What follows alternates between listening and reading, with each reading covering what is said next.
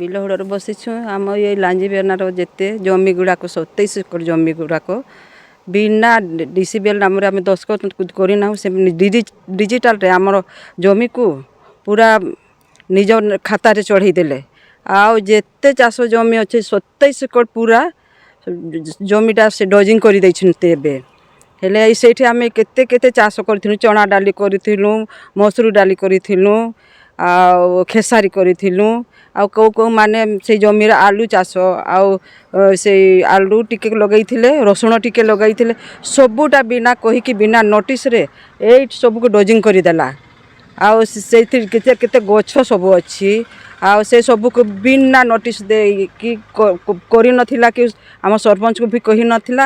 ହେଲେ ଆଉ ଏଇଠି ପୁରା ଡଜିଂ କରିଦେଇଥିଲା। ଏକା ରାତିରେ ପୁରା 13 ତାରିଖରେ ଗୋଟେ ରାତିରେ 3ଟା ଅଧର ଆସିଲେ ଆଉ ପୁରା ଏଇଟା ଡଜିଂ କରିଦେଲେ ପୋଲିସ ଫୋର୍ସ ଲଗାଇକି।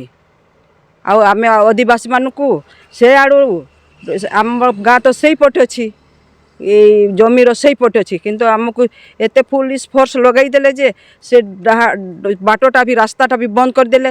ଏଇଠି ରାସ୍ତା ଅଛି ସେଇଟା ବି ବନ୍ଦ କରିଦେଲେ। ତା ଆଗରେ ସେଇଆଡ଼େ ରାସ୍ତା ଅଛି ସେଇଆଡ଼େ ବି ବନ୍ଦ କରିଦେଲେ। ଆମେ ଆସିପାରିଲୁ, ଆମର ଜମି ଏଇଠି ଥିଲା, ଆମେ ଏଇଠୁ ଆସୁଛୁ, ଆମକୁ ବସିବାକୁ ଦେଲେ ନାହିଁ। ଆଉ ଆମେ ପୁରା କାନ୍ଦୁଛୁ, ହେଲେ ବି ଆମକୁ ପୋଲିସ ଫୋର୍ସ ଟିକେ ହେଲେ ବି ଛାଡ଼ିଲେନି। ଆଉ ଆମେ କାନ୍ଦୁଛୁ, ମା ମାନେ 4-5 ମା ଆସିଲୁ। ଆମକୁ ଏଇଠୁ ଯେମିତି ଗୋରୁମାନଙ୍କୁ ଖେଦନ୍ତି ସେମିତି ଆମକୁ ଖେଦି ଦେଲେ। ଏଇ ଆଡ଼ୁ ବୁଲି ବୁଲାକି ଆସିଲେ, ଏଇଠି ବସିଲେ, ଛିଡ଼ା ହେଲେ, ସେମାନଙ୍କୁ ଗୋରୁ ପରି ଖେଦି ଦେଉଛନ୍ତି ବାଡ଼ିରେ ପୋଲିସ ମାନେ। ଆଉ ଆମକୁ ପଶିବାକୁ ଦେଲା ନାହିଁ। ଆଉ ଯେ ଏକ୍ଜିକ୍ୟୁଟିଭ ଅଫିସର ହେଇକି ପଠାଇଥିଲେ ସେମାନେ ଆମେ କହୁଛୁ କେତେ ଗୁହାରି କରୁଛୁ, ଆମକୁ ଟିକେ ଆମ ଜମିକୁ ଦେଖିବାକୁ ଦିଅ, ଆମକୁ କିଛି ତ ଦେଖିବାକୁ ଦିଅ। ଆମର ଜମି ଅଛି, ଆମର କିଛି ଖାତାରେ ଆମେ ଦସ୍ତଖତ କରିନାହୁଁ, ଆମର ରହିତି ଜମିଟା କେମିତି ସେମାନଙ୍କର ହେଇଗଲା କହିକି ଆମେ କହୁଛୁ। କେତେ ଗୁହାରି କଲୁ ହେଲେ ବି ସମ୍ବିଧାନ କଥା କହିଲୁ, ହେଲେ ସମ୍ବିଧାନ କଥା ବି କହିଲୁ ସେମାନେ ସମ୍ବିଧାନକୁ ମାନିଲେ ନାହିଁ। ଆମ ଜମିଟା ପୁରା ଏତେ ଏତେ ଜମିଟା ପୁରା ଡୋଜିଂ କରିଦେଲେ। ଆମେ କେଉଁଠୁ ଯିବା? ଆମର ତ ସେତିକି ଖାଲି ଜମି ଥିଲା। ଆମର ତ ଇଏ 5 ଏକର, କାହାର ତ ଜମି ହିଁ ନେଇଗଲେ। କାହାର ତ 1 ଏକର ଅଛି ଜମି, କାହାର 2-4ଟା ଅଛି। ସେଇ ଭିତରେ କେତେ ଭାଇ ଭଉଣୀ ଅଛନ୍ତି, ସେମାନେ ବି କିଛି ସେମାନଙ୍କର ଏବେ ଯିବା ପାଇଁ କିଛି ନାହିଁ ସେମାନଙ୍କର। ଆମର ତ ଆଦିବାସୀ ମାନଙ୍କର ଚାଷ ହିଁ ସବୁ, ଜୀବନ ଜୀବିକା ଆମ ଚାଷରେ ହିଁ ଅଛି। ହେଲେ ସେମାନେ ଆମକୁ ପୋଷିବାକୁ ଦେଲେ ନାହିଁ। ହେଲେ କ'ଣ କରିବା? ଏଇଟା ଏତେ ଏତେ ଜମି ଏବେ କେଉଁଠି ଆମେ ଚାଷ କରିବୁ? ଆମେ ଖାଉଛୁ, ଆମକୁ ସରକାର 5 କିଲୋ ଚାଉଳ ଦେଉଛନ୍ତି, କିନ୍ତୁ ସେ 5 କିଲୋ ଚାଉଳ ମାସେ ପୁରିବ ଆମକୁ? ଆମେ ଏଠି ଶାଗ ବି ଲଗେଇକି କିଛି ପାଣି ଇଆଡ଼ୁ ଏସାଡ଼ୁ ସୁବିଧା କରିକି ସବୁ ପିଆଜ ସବୁ ଲଗାଉଥିଲୁ, ଏ ପାଖରେ ଲଗାଉଥିଲୁ। ହେଲେ ଏବେ ସେ ପାଣି ବି ବନ୍ଦ କରିଦେଲା। କିଛି କ୍ଷତିପୂରଣ ଦିଆ ହେଇନି ଆମକୁ। ଆମେ କ୍ଷତିପୂରଣ ଦେଇନାହାନ୍ତି, ଏ ଯାଏ ବି ଦେଇନାହାନ୍ତି। ଆଉ ଆମକୁ ବି ଏବେ ଏଇ ଜମିଟା ଯେମିତି ଥିଲା ସେମିତି କରିଦେବେ। ଆଉ ଆମକୁ କ୍ଷତିପୂରଣ ବି ଦରକାର ନାହିଁ। ଏଇଠି ଯେମିତି ଜମି ଥିଲା ଆମେ ଚାଷ କରି ଯାଉଥିଲୁ, ସେମିତି ଏଇ ଚାଷ ଜମିଟା ଲେବଲିଂ କରିଦେବେ।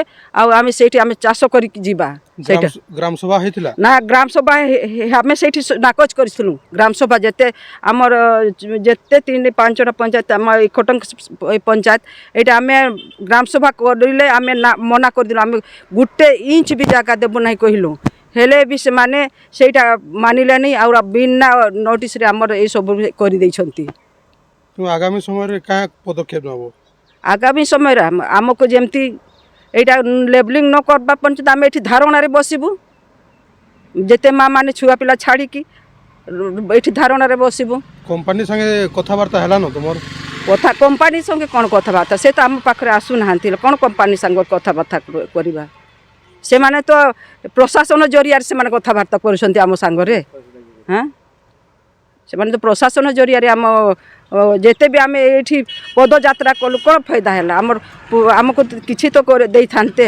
ପଦଯାତ୍ରା କଲୁ ଆମେ, ଗ୍ରାମସଭାରେ 3ଟା ଏଇ କଟଙ୍ଗରେ ଗ୍ରାମ ସେଇଠି ହେଲା ଜନଶୁଣାଣି ପଇସା, ତାକୁ ବି ଆମେ ମନା କଲୁ। ଆଉ ସେଇ ଜାମ୍ପାଲିରେ ହେଲା, ତାକୁ ବି ଆମେ ନାହିଁ କଲୁ। ଆଉ ଯେତେ ଆମ ଏଇ ଖଟଙ୍ଗରେ ସବୁ ଗ୍ରାମସଭା କଲୁ, ସେଇଠି ବି ଆମେ ନାକଚ କଲୁ। ଆମେ 1 ଇଞ୍ଚ ବି ଡିସିବିଏଲ OCL କୁ ଜାଗା ଦେବ ନାହିଁ କହିଲେ। ସେଇଟା କେନ୍ ଗାଁ ମିଶିକି କରୁଛ? ଏଇଟା ଆମର 5ଟା ପଞ୍ଚାୟତ କରିକି କରୁଛୁ ଆମେ। କେନ୍ ପଞ୍ଚାୟତ? ଆମର କଟଙ୍ଗର ଗ୍ରାମ ପଞ୍ଚାୟତ, ଆଉ କୁକୁଡ଼ା, ଅଲଣ୍ଡା, କେଶରାମାଲ, ଝଗରପୁର।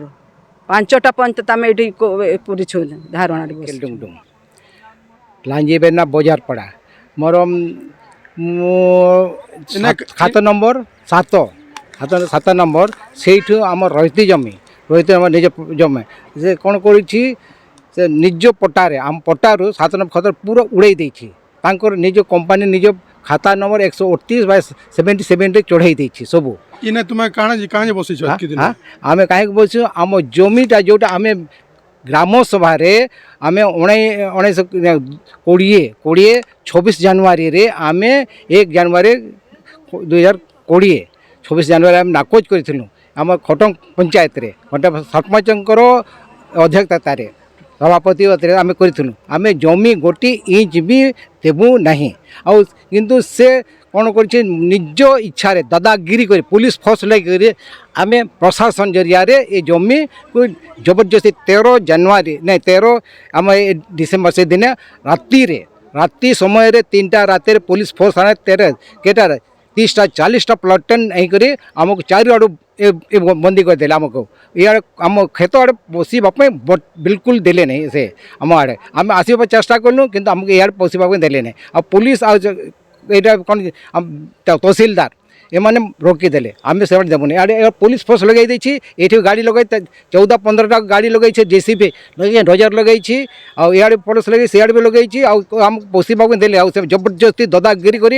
ଏମାନେ ପୁଲିସ ଫୋର୍ସ ନେଇକରି ପ୍ରଶାସନ ଜରିଆରେ এই জমিটাକୁ ଡୋଜିଂ କରିଦେଇଛି ଆଉ ପୁରା ହେଲେ ବର୍ତ୍ତମାନ ଆମର ଇଚ୍ଛା ଯେ ଆମେ ନାକଚ କରିଛୁ ଏତେ 7 ବର୍ଷ ଯାଏ ଆମେ ଏଇଟା କରିଛୁ ସମ୍ବିଧାନ ବିରୁଦ୍ଧରେ ଆମେ ଲଢ଼ୁଛୁ ଆମେ ଗୋଟେ ଇଞ୍ଚ ଜମି ଓସିଏଲକୁ ଦେବୁ ନାହିଁ ବୋଲିକି ଆମେ କରିଛୁ କିନ୍ତୁ ଏ ଜବରଦସ୍ତି ଦନ୍ଦା ଗୁଣ୍ଡା ଗାଦି କରି ଜବରଦସ୍ତି ଆମ ଜମିକୁ ଏଇଟା ଡୋଜିଂ କରି ଖଦାନ କରିଦେଇଛି ଜମିଟା ହଡ଼ପ କରିଛି ଏଇଟା ନହେଲେ ଆମେ ସେଇଦିନ ପୁଲିସ ଫୋର୍ସ ଲାଗିକରି ଗୁଣ୍ଡାଗିରିରେ ଦାଦାଗିରି କରୁଛୁ ଆମ ପ୍ରଶାସନ ଆମର କିଛି କଥା ନାହିଁ ନା ଆମର ଓସିଏଲ ସଙ୍ଗରେ କଥା ହେଇଛି ନା କାହା ସଙ୍ଗରେ ଆମେ ଗୋଟେ ଇଞ୍ଚ ବି ଜମି ନାହିଁ ଗୋଟେ ଇଞ୍ଚ ବି ନାହିଁ ଆମର ପୁରା ଖତମ କରିଦେଇଛି ଆମର ଗାଁର ତେଣୁକରି ଆମେ ତାପରେ ଯଦି ନଦେଲେ ଆମେ ଲେବଲ ନ କଲେ ଆମେ ଧାରଣା ବସିବୁ ଆମେ ରୋଡ଼ ଜମ୍ପ କରିବୁ ଏଇଟା